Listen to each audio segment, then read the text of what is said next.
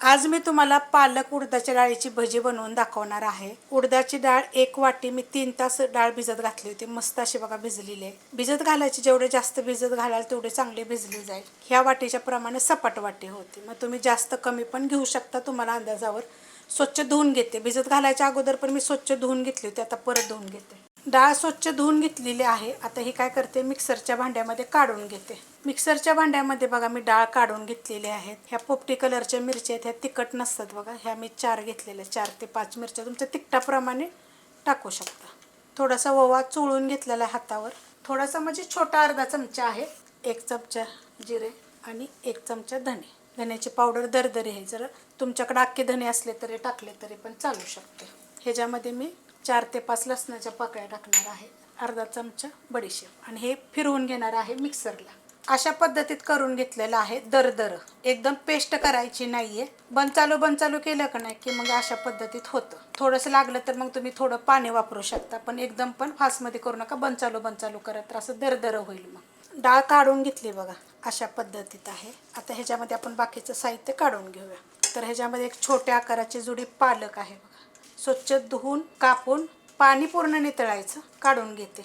पालक मी काढून घेतलेली आहे। त्याच्यामध्ये आता आपण बाकीचं साहित्य काढूया। थोडीशी हळद, घरचे कलर खूप छान येतो बरं काय हळदीचा। हिंग पावडर थोडीशी, चवीप्रमाणे टाकायचं मीठ। ह्याच्यामध्ये कांदा घेतलेला आहे, ह्याच्यात थोडीशी माझ्याकडून मिरची कुटलेली पडलेली आहे। एक मिडियम आकाराचा कांदा आहे बरं का, चॉपरला बारीक केलेला आहे। असं जास्त बारीक करायचं नाही बघा, अशा पद्धतीत दरदरा केलेला आहे। आता ह्याच्यामध्ये मी टाकणार आहे कोथिंबीर, एक मुठभर घेतलेली आहे, स्वच्छ धुवून कापून घेतलेली आहे। आता हे चांगलं मिक्स करायचं, पाण्याचा वापर करायचा नाही। ह्या जे आपले पालक आहे ना, त्याला हलकंसं आपलं ओलसरच आहे, त्याच्यामध्येच ह्याला आपल्याला चांगलं मिक्स करायचं, पण सगळं एकजीव झालं पाहिजे। मस्त असं बघा मिक्स करून घेतलेलं आहे, चांगलं एकजीव झालेलं आहे।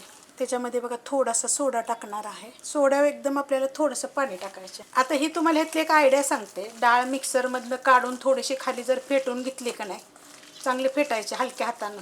जरी घट्ट असली ना तरी सुद्धा थोडीशी मग असे फेटल्यानंतर पातळ होईल, थोडीशी हलकीशी ओलसर होईल। मग सोडा टाकायची गरज नाही, बाकीचं सगळं साहित्य टाकायचं, बनवायला घ्यायचं। तवा ठेवलेला आहे, लोखंडाचा खोलगट तवा आहे, त्यात तेल ठेवलेलं आहे गरम करायला। एकदम छोटे छोटे टाकायचे असे।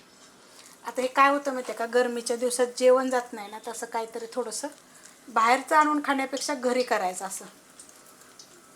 आता हा गॅस मिडियमवर आहे बरं का।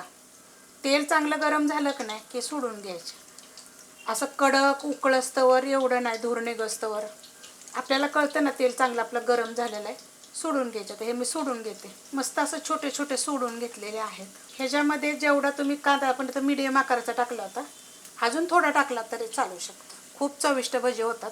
आता लगेच हलवायची घाई करायची नाही, गॅस मिडियम आहे, 1 मिनिटभर मग हलवायचं।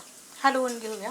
आता हे तेल पितात का, तेलकट होतात का, बिलकुल नाहीत, एकदम कुरकुरीत आणि एकदम चविष्ट, हलकी फुलकी होतात एकदम। कमी तेल टाकले तरी मी असे छान असे फ्राय करून घ्यायचे, घाई करायची नाही। बघा किती मस्त गोल्डन कलर आलेला आहे, एकदम छान असे। आता ह्यात पालक किती होते तर छोटी जोडी होती, आणि कापून घेऊन एवढी 1 वाटकीभर होती, ह्याच्यापेक्षा जास्त नव्हती। आणि एक छोटी वाटी दाखवली तेवढी उडदाची डाळ होती। ते आपण काढून घेऊया। काढताना सुद्धा काय करायचं, असं थोडंसं नितळायचं आणि मग असं चाळणीमध्ये काढायचं। आवाज येत असेल बघा किती मस्त कडक एकदम काढून घेतलेत बघा, गरम आहेत अजून। एक तोडून पण मी तुम्हाला दाखवते, हे बघा वरून कुरकुरीत, आतून एकदम सॉफ्ट, चवीला एकदम मस्त। चटण्या तर एवढ्या मी टाकलेल्या आहेत, तुम्ही अशा पद्धतीत एकदा झटपट भजी करून बघा। रेसिपी कशी वाटली मला कमेंट करून सांगा। रेसिपी आवडली तर लाईक करा, सबस्क्राईब करा, कमेंट करा आणि शेअर बी करा।